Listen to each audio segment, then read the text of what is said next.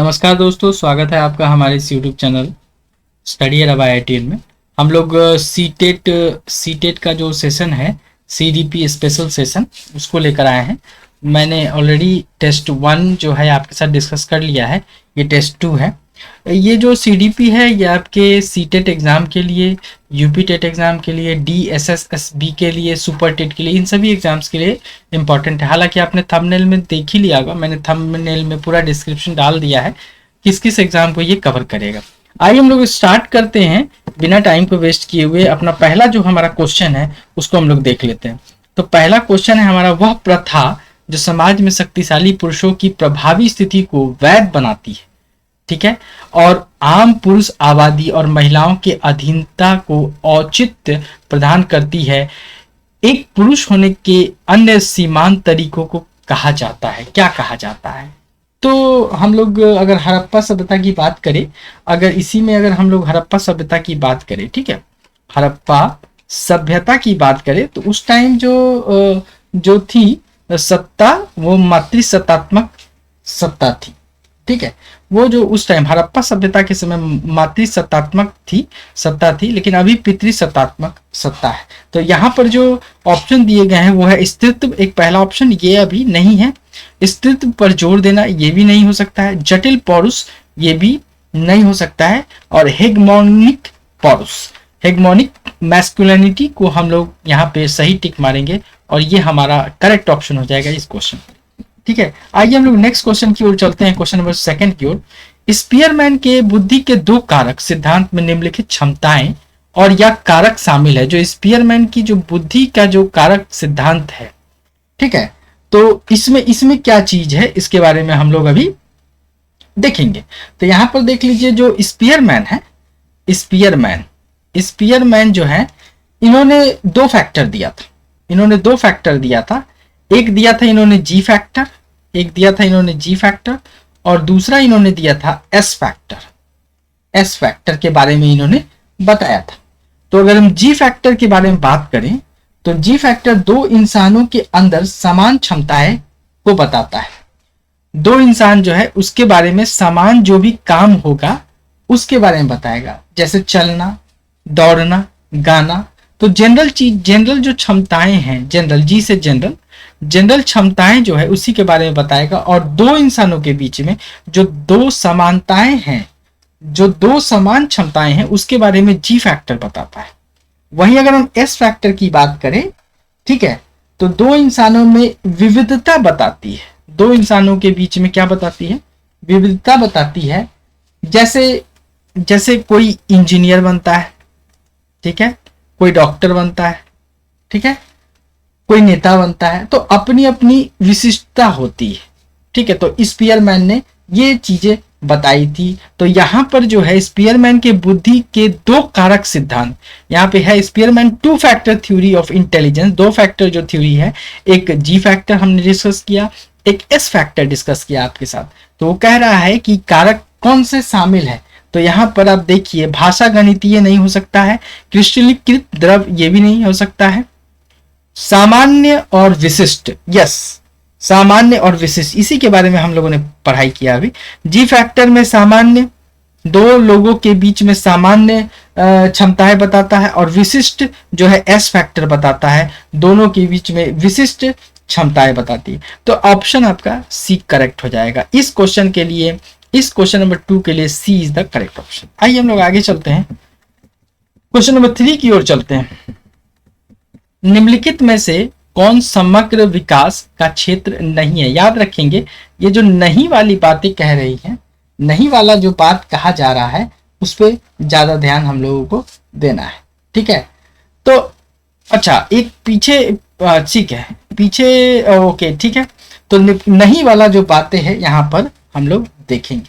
तो यहाँ पर देख लीजिए क्या है, भौतिक और मोटर ये नहीं हो सकता है, संज्ञानात्मक भी नहीं होगा, मनोविश्लेषणात्मक भी नहीं होगा, गुल खिलना, इंजॉयमेंट, ये आपका सही है, यही आपका ऑप्शन हो जाएगा। D is the correct option. Enjoyment कह रहा है कि निम्नलिखित में से कौन समग्र विकास का क्षेत्र नहीं है। अकॉर्डिंग टू एनईपी, अगर एनईपी की बात करें, अगर हम एनईपी 2020 की बात करें, एनईपी 2020 की बात करें तो एनईपी किस चीज की बात करता है? एनईपी 360 डिग्री की बात करता है। 360 डिग्री का मतलब क्या हो गया? समग्र विकास, संपूर्ण और सर्वांगीण विकास, ठीक है, उसके बारे में एनईपी बात करता है। आइए हम लोग नेक्स्ट क्वेश्चन की ओर अपने चलते हैं, अपने अगले क्वेश्चन की ओर चलते हैं। हमारा जो अगला क्वेश्चन है वो क्या है, उस पर चलते हैं। यहाँ पे अगला जो क्वेश्चन है वो ICDS के बारे में है कि what is the full form of ICDS।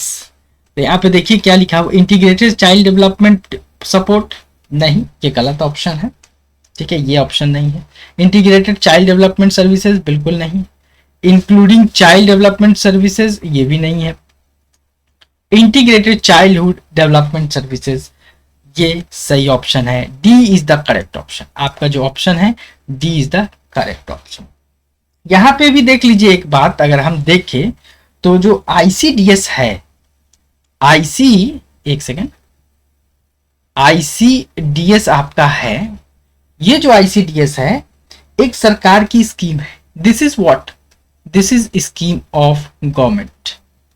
यह महिला एवं बाल कल्याण के द्वारा चलाया जाता है। ये जो ICDS है ये किसके द्वारा चलाया जाता है? महिला एवं बाल कल्याण विकास के द्वारा इसे चलाया जाता है, ठीक है। आ जाइए हम लोग अपने अगले क्वेश्चन में चलते हैं। क्वेश्चन नंबर 5 की ओर हम चलते हैं। समावेशी शिक्षा के लाभ क्या हैं? बहुत ही अच्छा क्वेश्चन है। इंक्लूसिव एजुकेशन की बात हो रही है।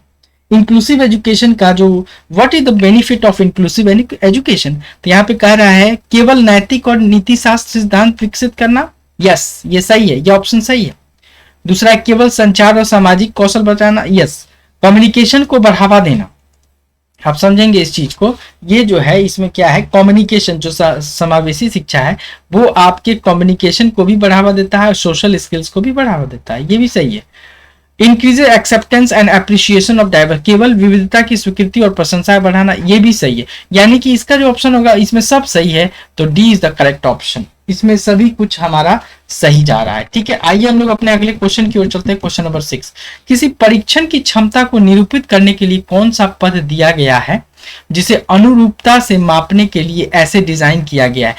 What is the term given to denote the ability of a test to consistently measure what is design to measure? किस चीज को मेजर करने के लिए बताया गया है? तो यहाँ पर जो ऑप्शन है मानदंड है, ये नहीं हो सकता है। रिलायबिलिटी होना बहुत ही जरूरी है। रीजनिंग नहीं, तो इसमें जो बेस्ट ऑप्शन है वो आपका ऑप्शन नंबर बी है। आइए हम लोग अपने अगले क्वेश्चन की ओर चलते हैं। क्वेश्चन नंबर 7 की ओर चलते हैं। इसमें कह रहा है कि निम्नलिखित में से कौन सा कथन आंतरिक प्रेरणा का उदाहरण? यहां पे देख लीजिए, आंतरिक प्रेरणा की बात की गई है। अगर हम बात करें तो यहाँ पे आंतरिक प्रेरणा के बारे में कहा गया है, आंतरिक प्रेरणा के बारे में कहा गया है कि कौन सा होगा। तो मुझे पढ़ाई करनी चाहिए क्योंकि यह संप्रत्यय की समझ बनाने के लिए जरूरी है, सही है। मुझे शिक्षक द्वारा दंड से बचने के लिए, बिल्कुल नहीं। मुझे प्रतियोगिता में प्रथम स्थान प्राप्त करने के लिए अध्ययन करना जरूरी है, नहीं। मुझे अपने साथियों से प्रशंसा और प्रभुत्व, नहीं, ये भी नहीं। तो इसमें जो बेस्ट ऑप्शन है दैट इज ए जो है हमारा वो सही ऑप्शन है। आइए हम लोग अगले क्वेश्चन की ओर चलते हैं। निम्नलिखित में से कौन सा उत्कृष्ट मोटर कौशल का एक उदाहरण है? उत्कृष्ट मोटर कौशल का, ठीक है। तो यहां पर देख लीजिए, चढ़ना नहीं, ये उत्कृष्ट मोटर कौशल का नहीं है। कुलाचे, ये कुलाचे भी नहीं है। दौड़ना भी नहीं है। लिखना है, डी हमारा करेक्ट ऑप्शन है। ये जो लिखना है यह ऐसे कार्य हैं, ये जो कार्य है, राइटिंग जिसको बारे में बोल रहा है, राइटिंग जिसके बारे में बोल रहा है, राइटिंग, तो राइटिंग एक ऐसा कार्य है जहां पर हम कम से कम मांसपेशियों का इस्तेमाल करते हैं। इसमें क्या कह रहा है, उत्कृष्ट मोटर, मतलब कि हम अपने मांसपेशियों का जो है उसमें कम इसमें यूज कर सकते हैं। चढ़ना में हमारे मांसपेशियों का यूज होगा, कुलाचे मारना में भी, दौड़ना, लेकिन लिखना में क्या है, हमारे मोटर कौशल का क्या होता है, इसमें कम इस्तेमाल होगा, ठीक है। आइए हम लोग नेक्स्ट अगले क्वेश्चन की ओर चलते हैं। क्वेश्चन नंबर 9 की ओर चलते हैं। प्रत्येक समस्या को पूरा करने के बाद विद्यार्थियों को आइसक्रीम दी जाती है। हर समस्या को समाधान हो गया, अब उसके बाद आइसक्रीम दिया जाता है। यह एक डैश के रूप में कार्य करता है। यह कैसे काम करता है, यह काम कैसे करता है, यह किस तरह से काम करता है? तो देखिए यहाँ पर 3-4 ऑप्शंस है। तृतीय पूर्ण बलन के रूप में, प्राथमिक पूर्ण बलन, कृत्रिम पूर्ण बलन और माध्यमिक पूर्ण बलन। तो इसके पहले एक बात हमें यह समझना होगा कि ये जो बीएफ स्किनर साहब थे, ठीक है, बीएफ स्किनर जो थे, इन्होंने रीइंफोर्समेंट थ्योरी दी थी। इन्होंने ही क्या दिया था? रीइंफोर्समेंट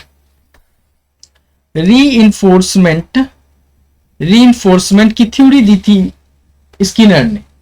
और इन्होंने 2 तरह के रीइंफोर्समेंट की थ्योरी दी थी।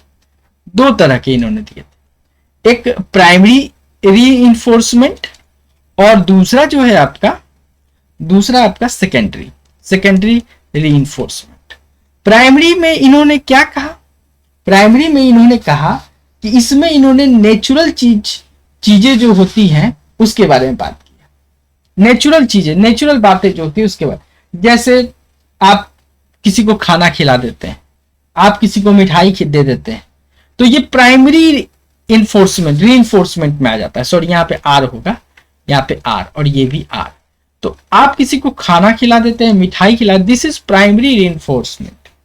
लेकिन अगर सेकेंडरी की बात करें तो यह नेचुरल नहीं होता है। जैसे आपको कोई पैसे दे दे, आपको कोई गोल्ड मेडल दे दे, ठीक है, जैसे आपको कोई मोबाइल खरीद के दे दे, तो पुरस्कार के तौर पर, हम इसको यहाँ पे मैं लिख देता हूं, पुरस्कार के तौर पर अगर कोई चीज देता है तो आपका क्या हो जाएगा? वो सेकेंडरी हो जाएगा। लेकिन नेचुरल चीजें जो होती है, नेचुरल रूप में अगर आपको दिया जाए तो वो प्राइमरी होगा, ठीक है। और रीइंफोर्समेंट का मतलब क्या होता है? रीइंफोर्समेंट जो है यहाँ पर रीइंफोर्सर्स जो लिखा हुआ है, प्रबलन होता है। इसका मतलब क्या होता है? प्रबलन होता है। सिंपल भाषा में हम इसे रिवार्ड भी कह सकते हैं। क्या कह सकते हैं हम लोग इसे रिवार्ड भी कह सकते हैं। तो यहाँ पर जो ऑप्शन होगा बी हमारा करेक्ट ऑप्शन होगा। प्रत्येक समस्या को पूरा करने के लिए देखिए विद्यार्थियों को क्या दिया जाता है? आइसक्रीम दिया जाता है। मैंने क्या कहा था?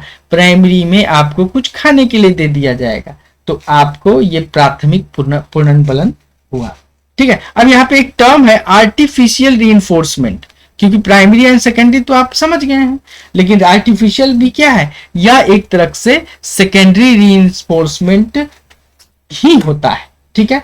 और टर्शियरी की बात करें तो ये बहुत दूर का होता है, ना ही ये प्राइमरी होता है। टर्शियरी की अगर हम बात करें, यहाँ पर जो टर्शियरी है, ना ही ये प्राइमरी होता है, ना ही ये सेकेंडरी होता है। इसका बहुत लंबा क्या बोलते हैं उसको, इम्पैक्ट है आपके जीवन में, ठीक है। तो ये अलग चीज, ये भी एक तरह से हम कह सकते हैं कि ये ना ही प्राइमरी होता है, ना ही ये सेकेंडरी होता है, ठीक है।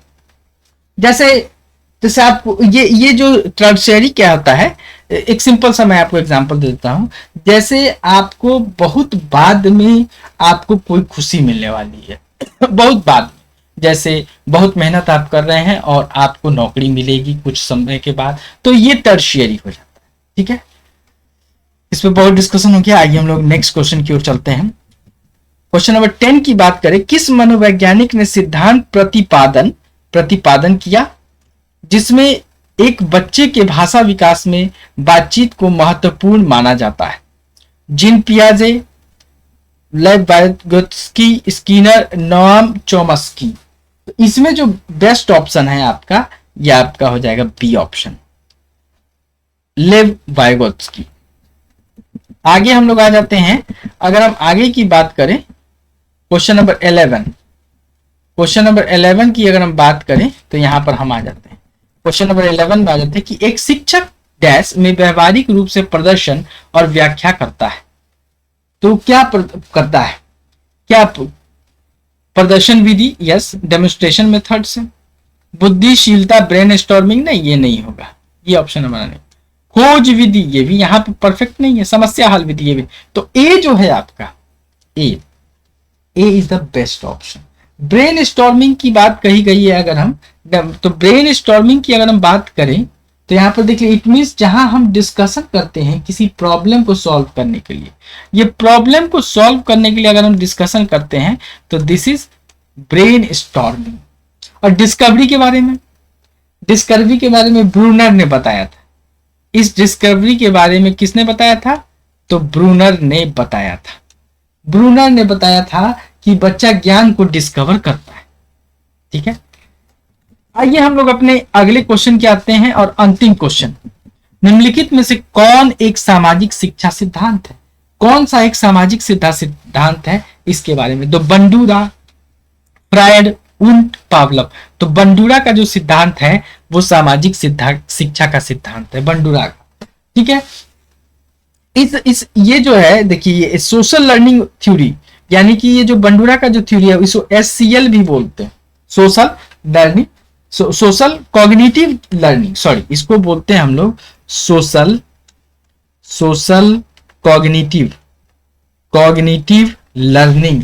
ये इसे सोशल लर्निंग थ्योरी जो है उसको SCL भी बोलते हैं। इसमें क्या होता है, इस SCL में क्या होता है, इसमें बच्चा इमिटेशन करके सीखता है। बच्चा इसमें क्या करता है? इमिटेशन करके सीखता है, इमिटेशन करके सीखना। अब यहां पे बात आती है कि इमिटेशन का मतलब क्या हुआ? तो नकल करके सीखता है, नकल करके सीखता है। कौन सीखता है?